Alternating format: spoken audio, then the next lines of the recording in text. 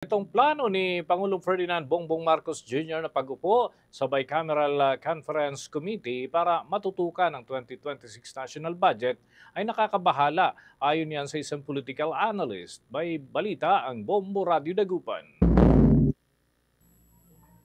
Nakababahala umano ang plano ni Pangulong Ferdinand Marcos Jr. na personal umanong tutukan ang buong proseso ng 2026 national budget.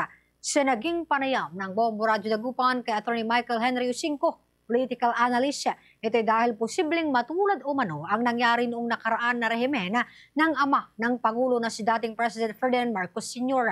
Binigyan diin ni Ucingco na hindi dapat mangialam ang Pangulo sa pag-upo sa Bicameral Conference Committee hinggil sa budget. Aniya, isa itong violation sa power principle at maituturing na unconstitutional.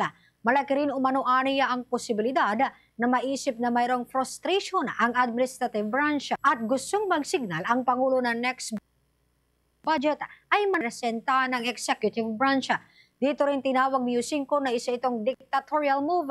Ipinaliwanag din ito sa usaping budget ng pamahalaan na dapat ay hindi nawawala at isinasantabi ang transparency at accountability dahil kung hindi ay hindi ito angkop sa demokrasya na kinabibilangan ng bansa. Nauna naman ng nilinaw ng Pangulo na nais itong upo sa Bicama para matiyak na naaayon sa mga prioridad ng gobyerno ang ipapasang panukalang pambansang budget at tanging ang mahalagang proyekto lamang ang maisasama sa mapupunduhan. Nakakatakot yan, ano? Kaya nga magandang napag-uusapan ngayon is para ma-alarma yung mga kababayan natin na yung mga ganyang kilos, kahit na suggestion pa lang, dapat kinokontra na. Media.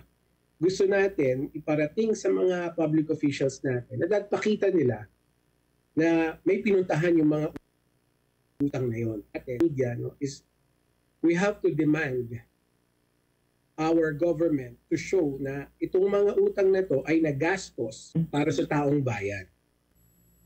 Para sa Bombo Network News, mula rito sa Bombo Radio Dagupan, Bombo Mayra Reside nag-uulat para sa number 1 and most trusted radio network in the country, Bombo Radio Philippines.